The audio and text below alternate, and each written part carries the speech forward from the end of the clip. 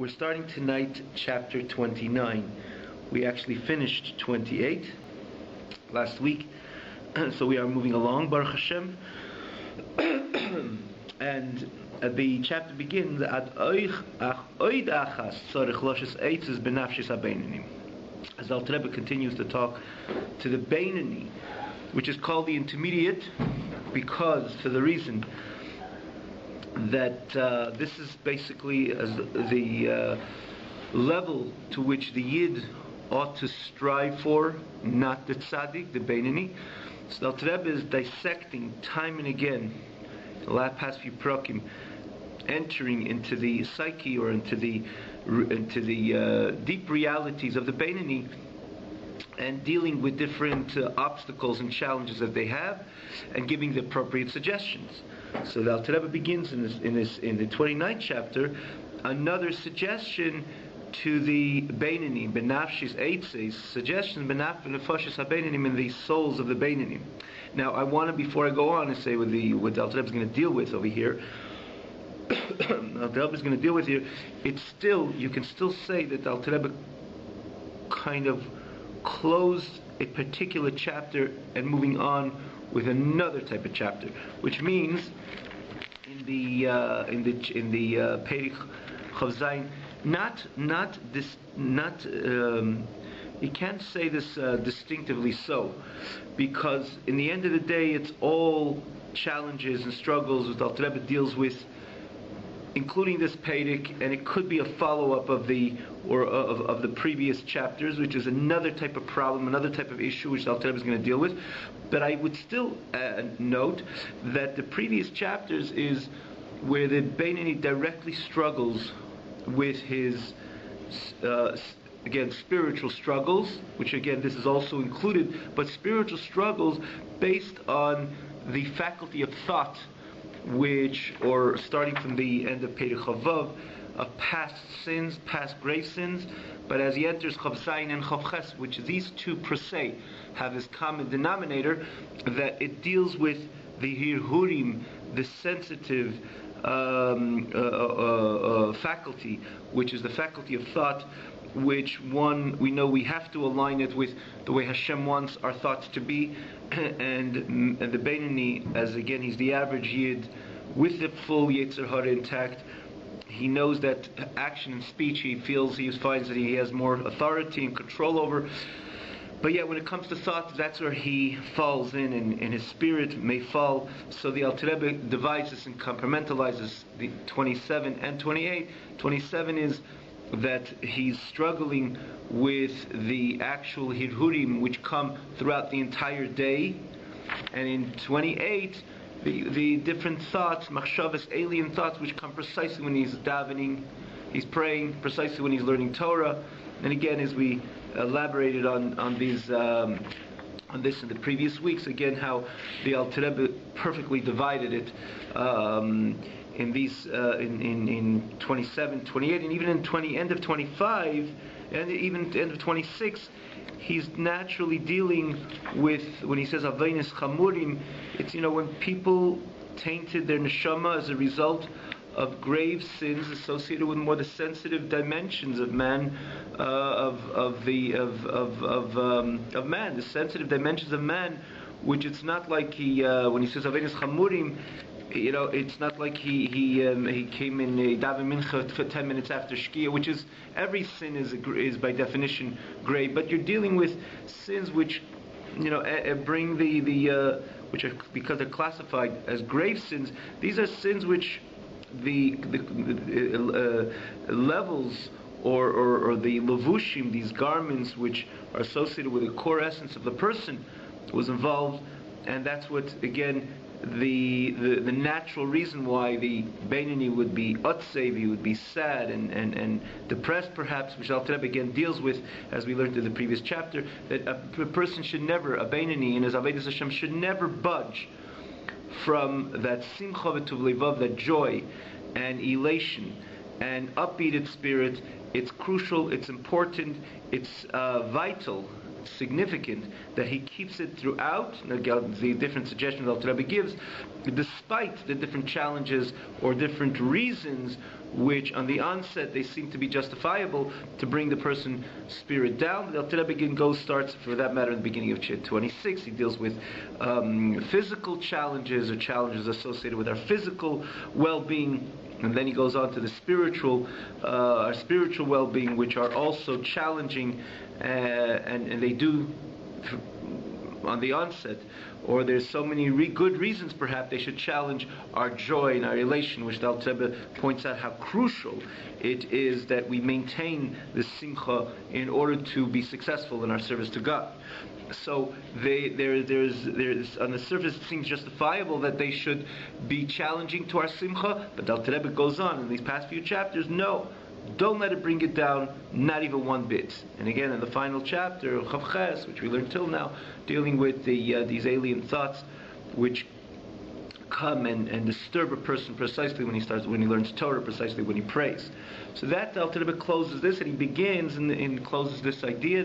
Now he begins in Perek Chav Tes another idea, which is the Beinoni is challenged with, and as a result, Alter Rebbe is Lashis Eitzeis, gives him the suggestion to these Beinonim, which they have the following problem. What is the problem? At times, periodically, they have Timtum Halev. The heart is blocked. In Yiddish it's called a verstopter Herz. The heart is blocked. What does it mean the heart is blocked? It becomes like a stone. And as a result, he cannot open his heart in no form or fashion to the service which is called Aveda Shebelev, the service of the heart, which according to the Torah and Talmud, this is categorically known as Tefillah. The Gemara says Avadetem, the Torah says Avadetem es Hashem lekeichem.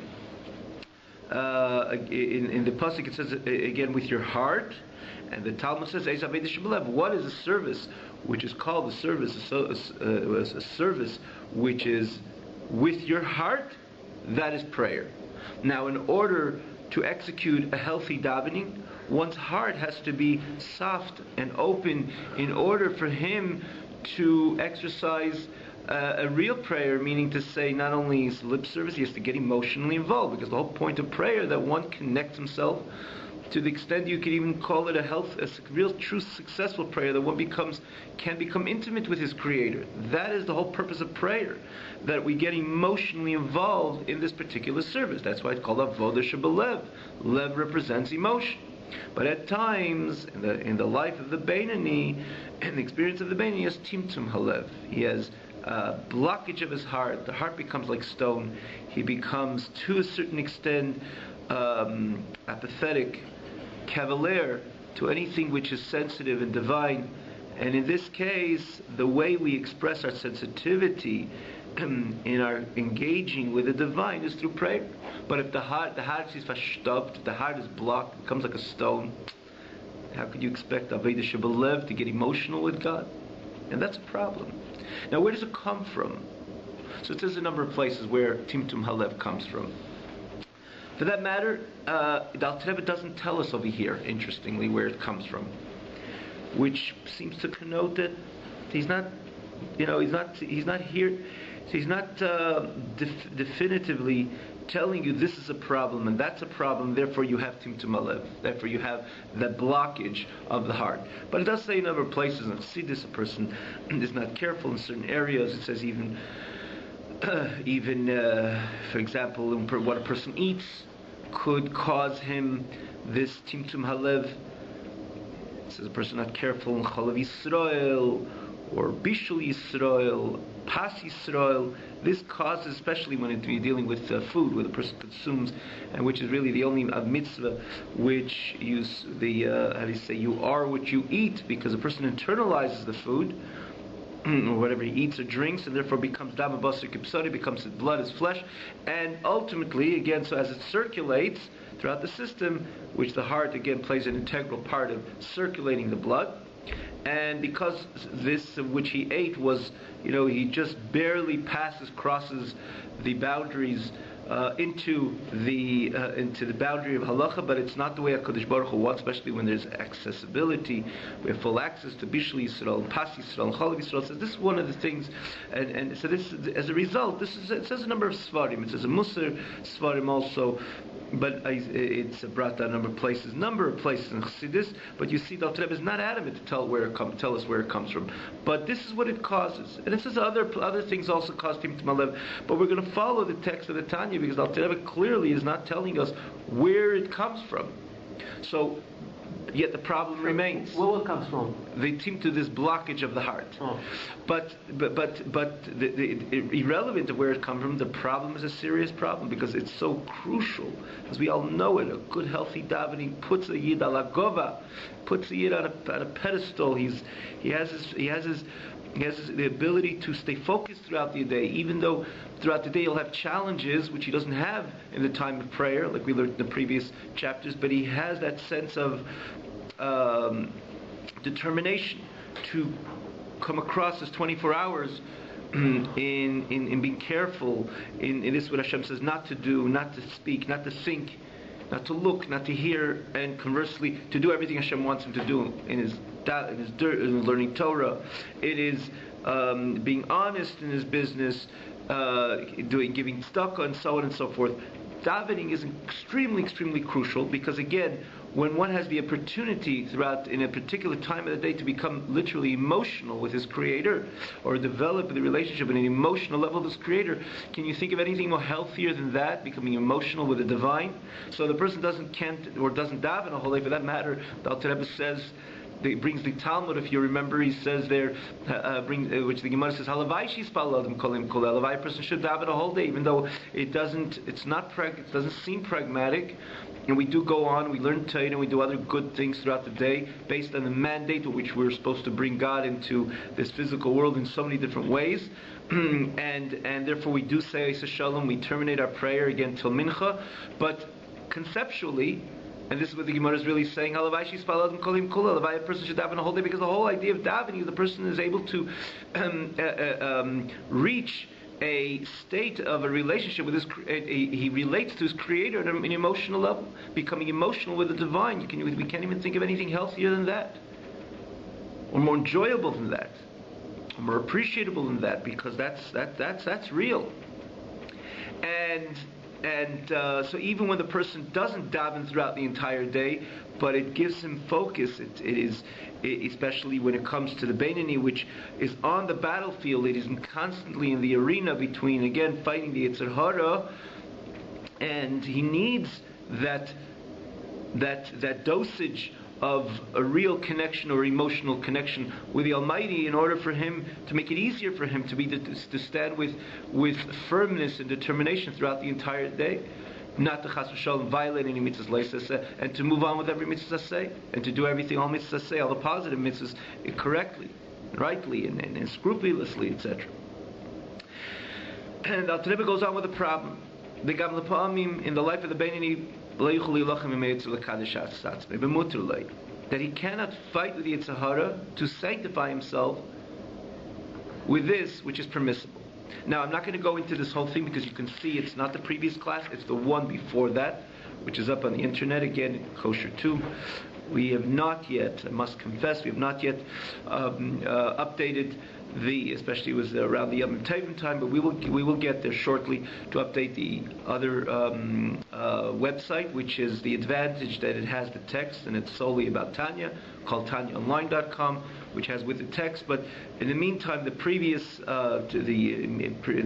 more recent chapters, you find it in KosherTube.com on the type in Tanya, and you have the previous class. So not the last one, the one before, you have that the importance of Lekadosh as atzmi b'mutar leid, even something which halachically is permissible, we have a special mitzvah in the Torah to sanctify ourselves even with this which is permissible. Or you could even say it clear, this which is permissible, that's where there's a basis, a room to sanctify ourselves with, because the Torah tells us don't eat something which is non-kosher.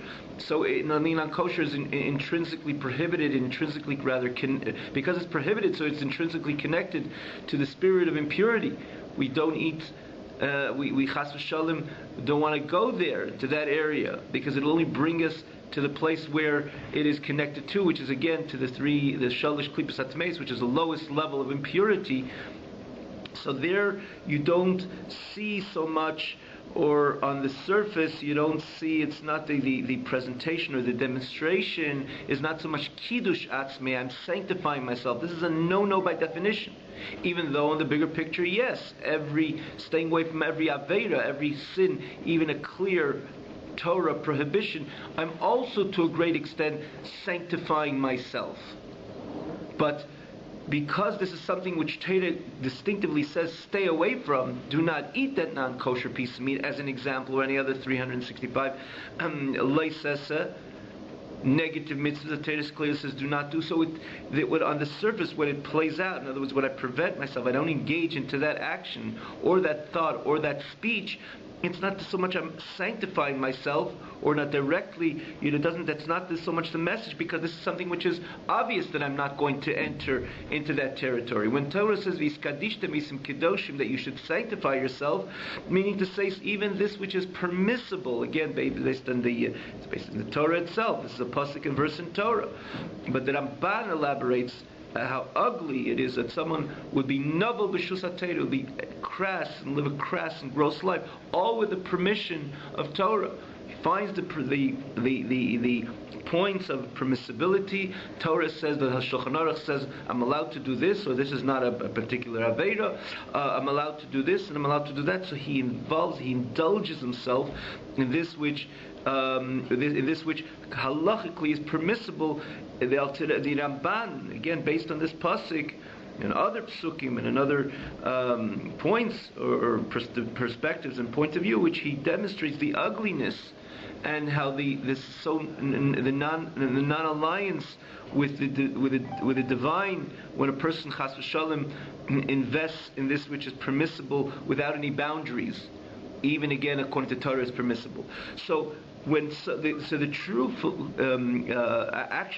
realization and actualization of, or implementation of the hiskadishtim sisim kedeshim is precisely when something which is according to Torah mutter, it's permissible, because I know I have to be sanctified, I have to live a sanctified life. So even this which is permissible, I'm mekadesh atzmei, I sanctify myself.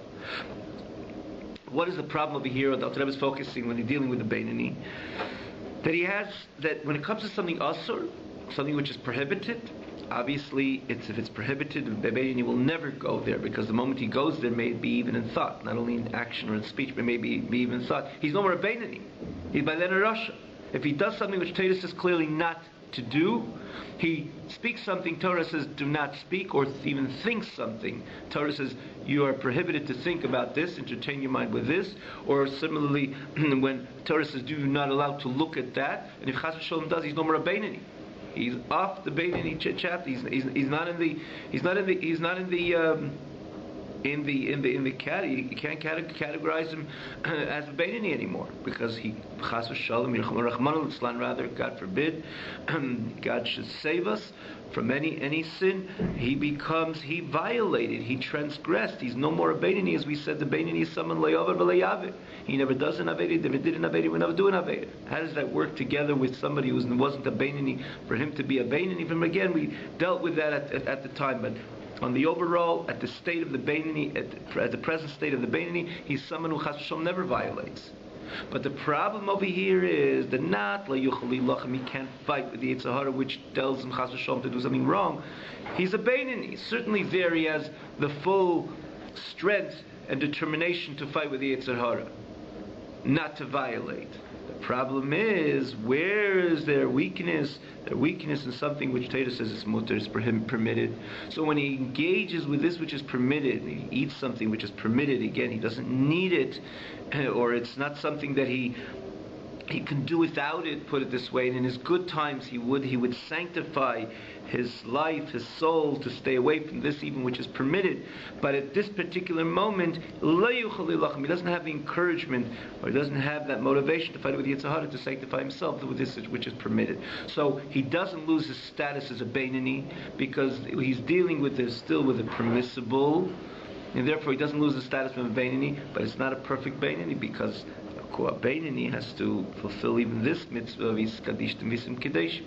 The only thing is, so one's going to say, oh, so he's violating Vis Kadishtim Visim Kedeshim, so how could he be a Beinoni again? Now he's a Rasha. But it's not a question, because I heard someone ask me this question. In the end of the day, if he's violating that pasuk, again he's not a Beinoni. But it's not a question, because the whole basis of Vis Kadishtim Visim Kedeshim, sanctify yourself, it's a gray area. It's an area which at this time it's not for you. You need not to do that. You need not to eat that. In other words, it's not something which is intrinsically prohibited, which is common, or this is the thread which crosses all the other sins.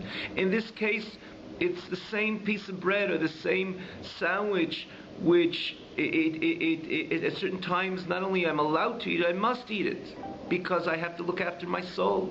I'm quoting the pasuk. I have to look after my body, so I cannot chas v'shalom starve my body. I have to eat periodically. So the same sandwich could be something good, but if it's extra, the same sandwich could be something which borders the Vis Kadishtim Visim Kedeshim.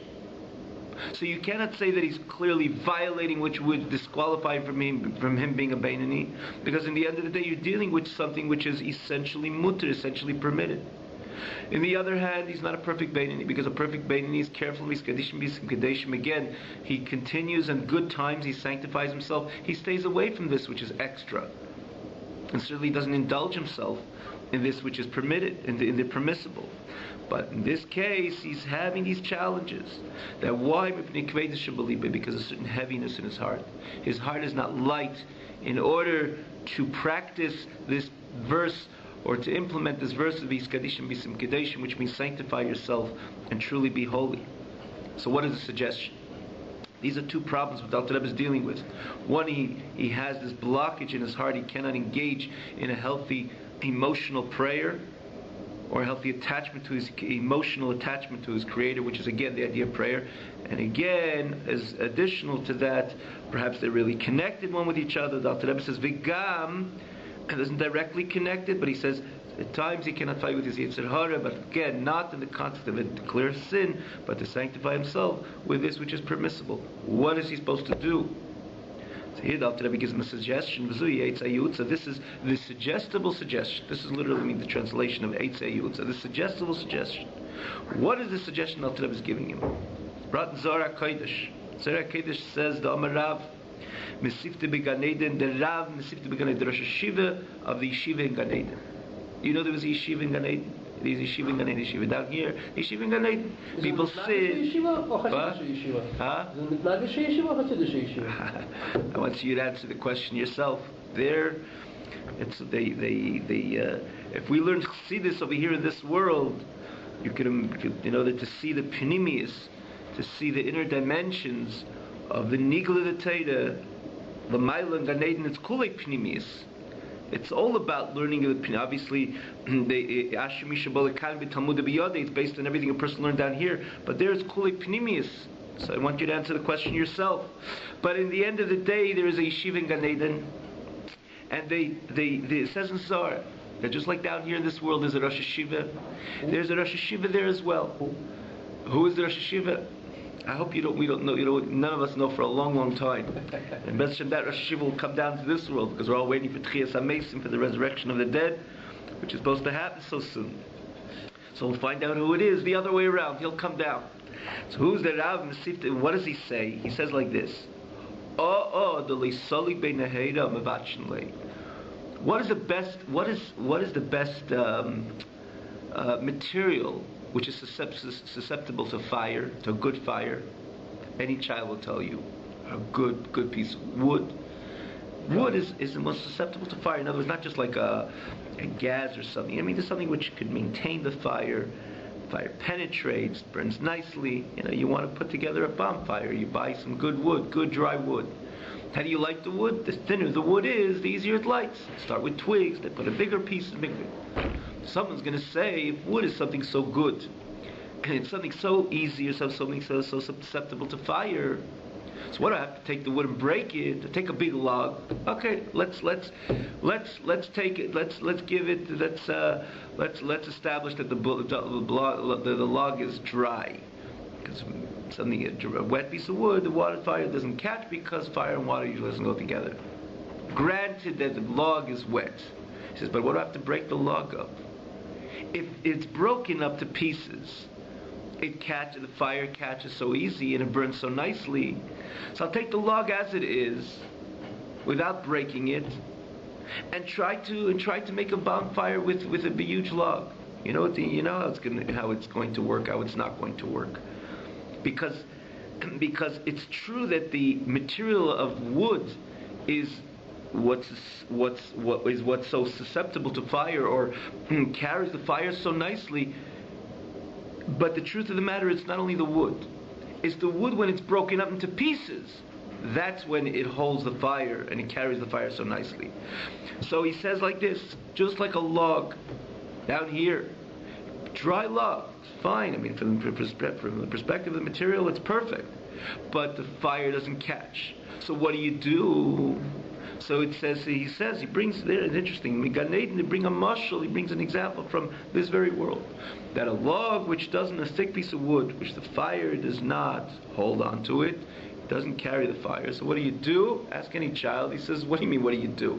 Break it into pieces. Then the fire will catch. So it says in Zayar that this Rosh Hashiva in Gan Eden said, what is the nimshal? He says like this, Gufa d'lisalik ben hered in nishmasa, a body which the fire of the neshama does not hold on to it, do the same thing. Mevatshin lay, crush it, and then it'll hold the fire. And what does it mean? This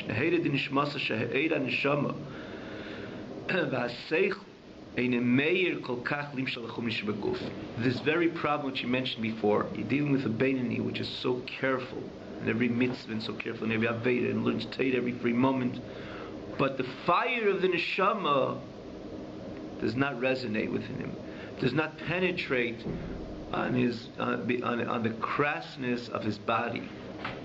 That is what the Rosh Hashiva in Gan Eden is saying, that it's not only the material, in this case the Beinoni, that you're a Beinoni, and similarly, or a Yid, and you have an Neshama, and you're doing all the right things. It's not only that you have the material of wood. That doesn't hold a fire, that doesn't carry a fire. Fire doesn't allow itself yet to penetrate into that just because it has the right material.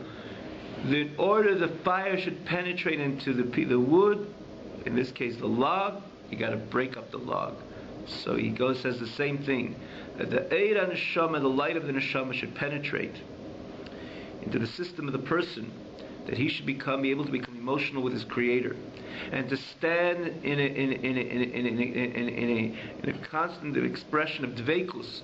It was cleaving and a constant focus and a constant dveikus with his Creator again, which would lift his spirits a bit higher in order not to fall prey to the notion of indulgence into the material, even may it be permissible, or precisely we're dealing with the permissible.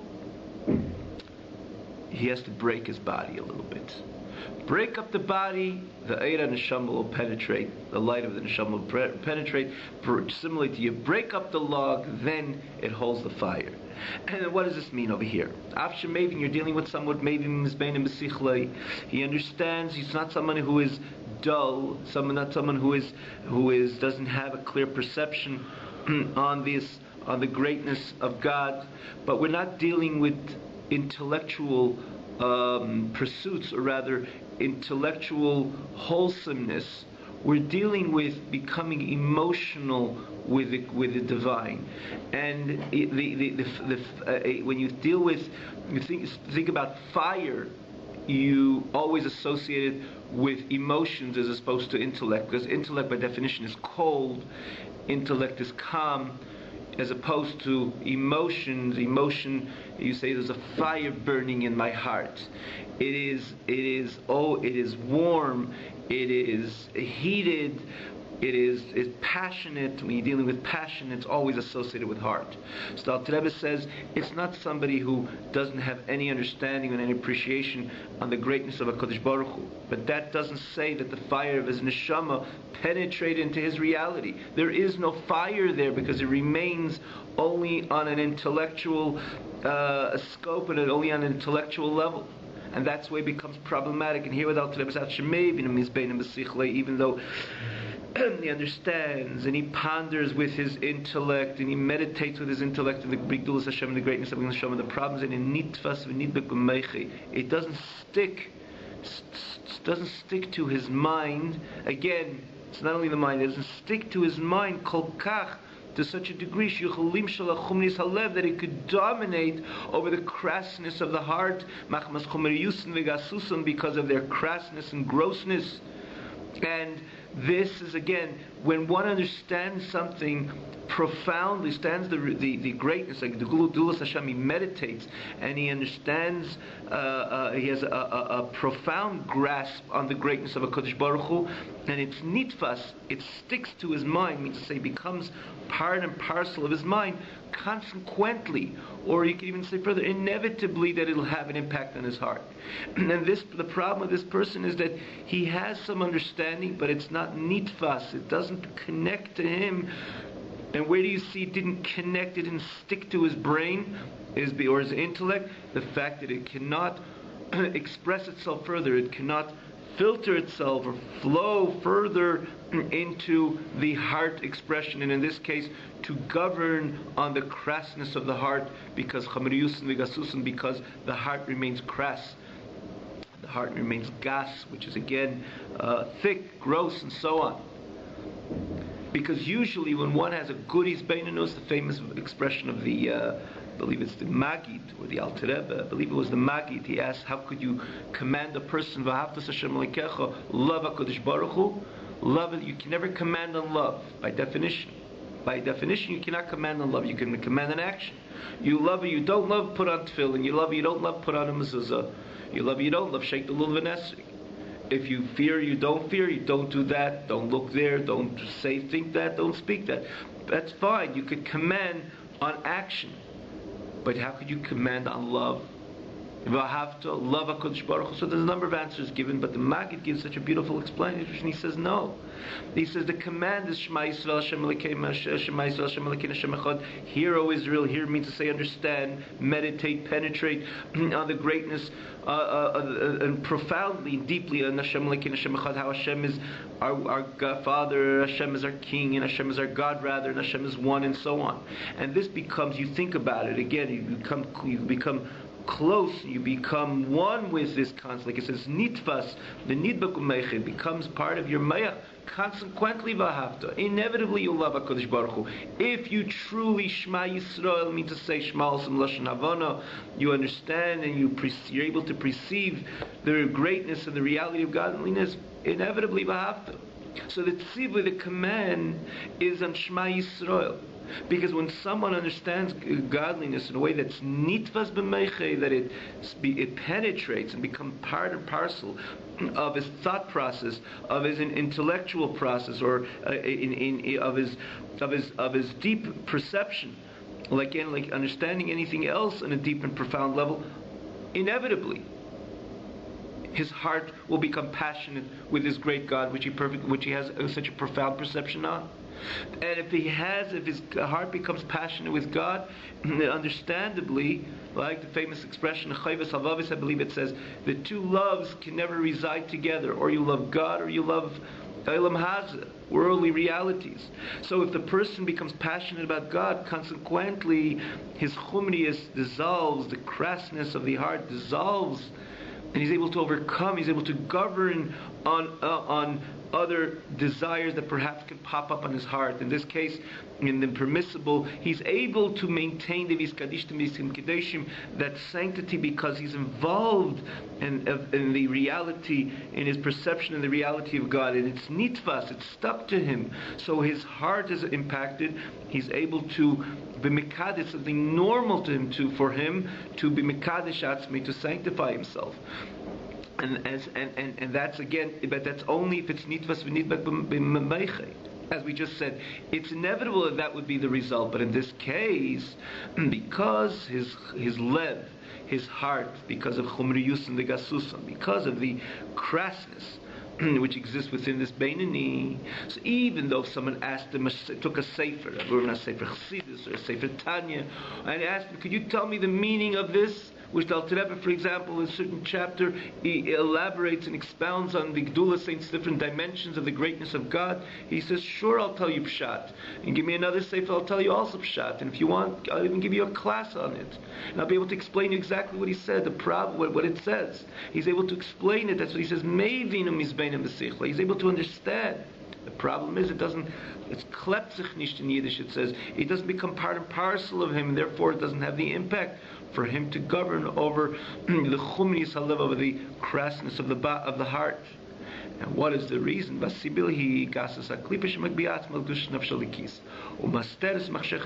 reason is because of, again, the thickness of the klipa, which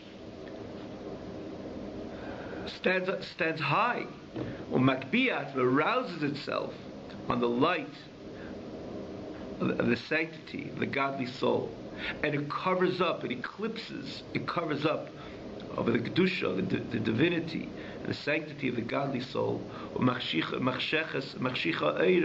it obscures its light.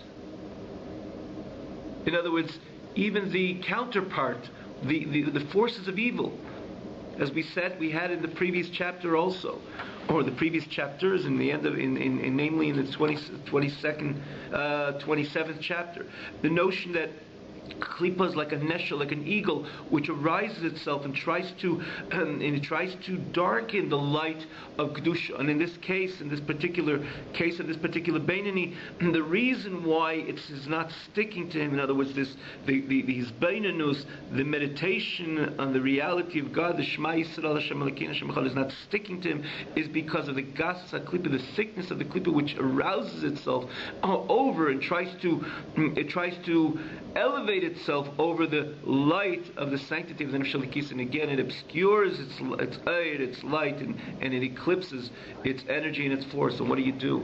So this is going back to the lesson of the Mesifta, the Rosh Mesifta, the Rosh Hashiva in Gan Eden. And he said, just like a log, the material is right. It is a piece of wood, and it's a dry piece of wood.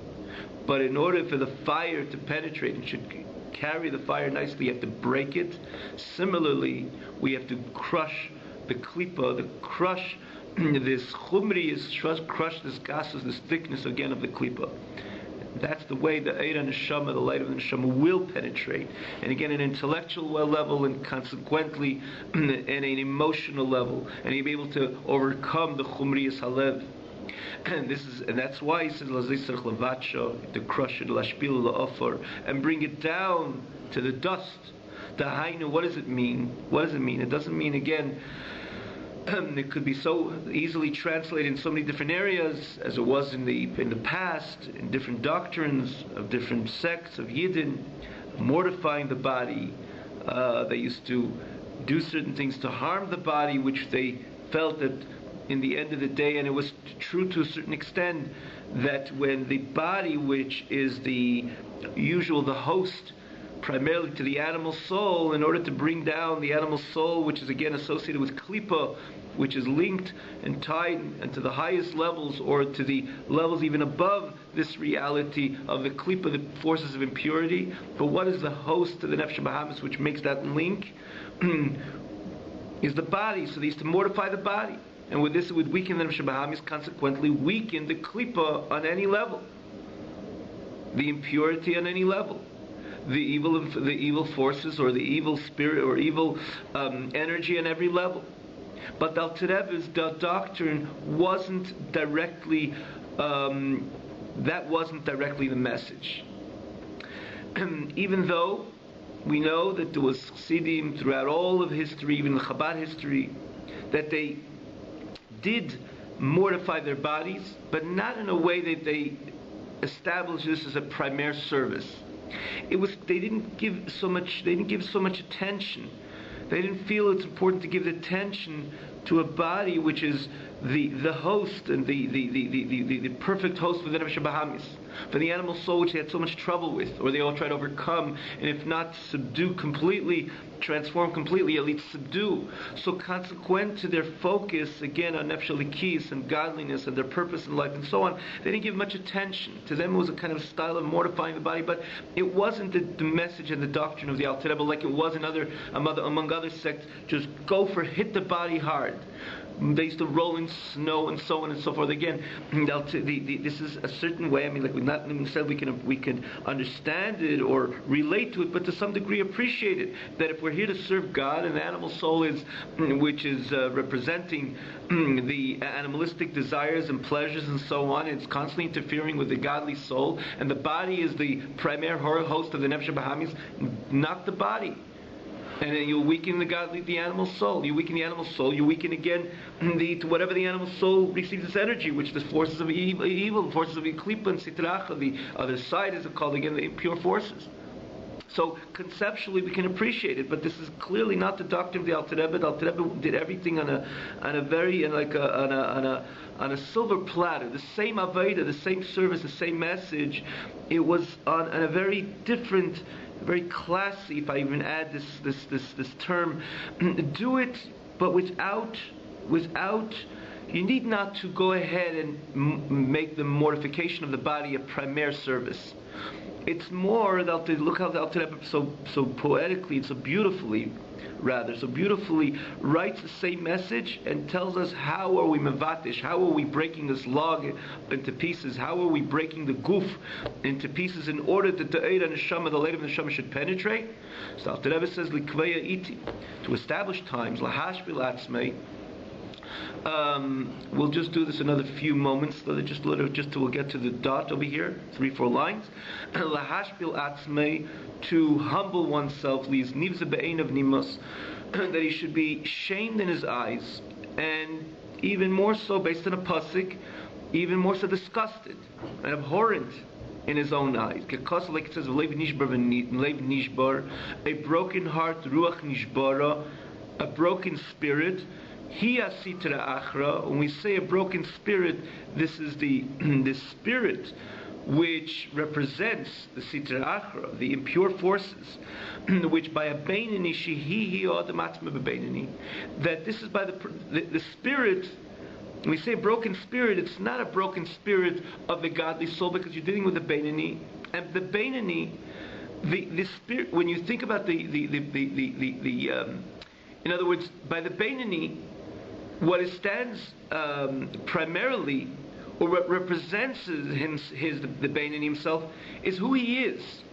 Because by a tzaddik, giving you just, I'm going to say this will be for next week already, but giving you just a wording of the Alter Rebbe brings an interesting Maimer Azal. It says that by a tzaddik, it says Hillel HaZaken, which was naturally a tzaddik, when he went to eat, he told his talmidim, he told his pupil, he told his students, he says, I'm going to eat, but he didn't say I'm going to eat. I'm going to do kindness with this pauper, with this impoverished person.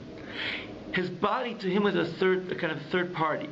The connection of body and soul, simply putting food into his mouth, to him he's doing chesed, he's doing kindness with aluva, with a shamed, impoverished individual. Because why? Because by the tzaddik, everything about him, because he transformed his Nefesh Bahamis, he has no evil within him at all. His Yitzhar is completely transformed. Not he constantly has to subdue the Yitzhar again. I cannot understand exactly how it is, because we're not tzaddikim, but this is the reality of a tzaddik. His Yitzhar is completely transformed. So what is he? When you look at Hillel, when you look at a tzaddik, everything about him is a lukus, everything about him is godliness. Anything associated with food, which is associated with Nefesh Bahamis to some degree, that's something totally additional. It's something which is it's something which is an introduced reality. So when he had to eat, the Chazal tell us, he says, I'm going to do kindness with a third party because it's Tehillah Zaken is a third party because he's Kuli Lakus, he's Kuli godliness. He embodies the Nefesh Elikis. He embodies the godly soul. By a Beinoni, it's not so. Because by a Beinoni, his Yitzhahara, his Nefesh Bahamis is fully intact. So he, as a person, primarily embodies his animal soul. So when David HaMelech was saying in Tehillim, and he's crying to HaKadosh Baruch Hu, and he's telling HaKadosh Baruch Hu that Leiv Nishbar, I have a broken heart, it was the breaking of a godly spirit, God forbid. David HaMelech, to become close to God, would not break a godly spirit. He's talking about his spirit at that time, which he said, that's the spirit of my animal soul. And that should be broken. And same thing when he said about, that was a broken heart. And same thing when he said about Ruach Nishbar, a broken spirit, he would not speak in a virtuous term of breaking a godly, Holy Spirit. You don't become close to God breaking a godly Holy Spirit. Quite on the contrary, you keep the godly spirit wholesome. And when David HaMelech was pinpointing the Ruach Nishbara, the breaking of the spirit, which brings a person close to God, he's speaking about the spirit of the Beinoni, because the Beinoni spirit primarily embodies the animal soul. His body embodies the animal soul. His emotions primarily embody the animal soul. His spirit is a spirit of the animal soul. So when you say Ruach Nishbara, a broken spirit, that is a positive thing, because by a Beinoni, that's the Sitra Achra. It's breaking the spirit of the Sitra Achra, which by a Beinoni, that's the person himself. As he says, concludes the final line, the godly, the animal soul, which vitalizes the body. As we said time and again, by a Beinoni, he never got rid of it, he never even fractured it. It's bitok v'kitul dasa. It stands with the same strength as the person was born. In the innate strength it has remains throughout the whole life of the Beinoni until this God decides to upgrade him. Nimtzahi automatically, the Beinoni, this is himself. So this is the person himself, as opposed to the tzaddik. So when you have the Ruach Nishbara, you have a broken heart. What is breaking over here? Breaking is the spirit of the Klippa, which is again embodied by the Nefesh Bahamis, which Nefesh Bahamis is hosted and embodied by the physical body of the Nefesh Bahamis. So if he has a heart, his heart is primarily hosting the spirit of the Nefesh Bahamis. So when you have Leiv Nishbar, a broken heart, it's you're breaking the spirit of the Nefesh Bahamis, which is again the link or connected to the energy and the spirit of the impure forces, which are usually Magbiya Atzma Kanesher, which arise like an eagle, like the Alter Rebbe says in the beginning in 27, to obscure the light of the Nefesh Elikis. So when you break it down here on this level, and again by a broken heart, by a broken spirit, with this you're minimizing, you're disintegrating the negative energy again, which is of the Nefesh Bahamis, the passion of the Nefesh Bahamis to be a behema. And consequently, or simultaneously, you're obliterating, or you're bringing down, you're disintegrating the spirit of the impure forces which are hosted by the Nefesh Bahamis, or which the Nefesh Bahamis represents. That's the Leiv Nishbar by a Beinoni. And the same thing when you talk about Ruach Nishbar, a broken spirit, which the Alter Rebbe David HaMelech says, that's why Hashem, please, because I have a Leiv Nishbar, I have a broken heart and a broken spirit.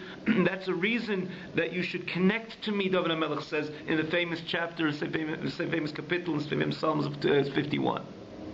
And this is what the Alter Rebbe is saying over here. It's not about mortifying the body, which again, one could appreciate because the body ultimately, as we just said, hosts primarily in Nefesh Bahamis. It's a matter of understanding, explaining to the person, feeding to himself this information, that there's no reason that something should stand with such chutzpah, not only legitimacy, but chutzpah, to try to obscure and obscure the light of the Nefesh Elikis, to try to darken the Eira Neshama, the light of the Neshama, that notion that the person could understand that it's only chutzpah, and therefore he feels humble within himself, and shamed in his eyes, and more so nimas, disgusted and abhorrent in his eyes, which is again tantamount to the lev nishbaruch nishbara, to the broken heart and the broken spirit. This ultimately is ultimately breaking apart the guf, which again the Rosh Hashiva in Gan Eden said, similar to breaking up the log, in order that the Eira Neshama should ultimately penetrate and maintain the fire. Have a good night.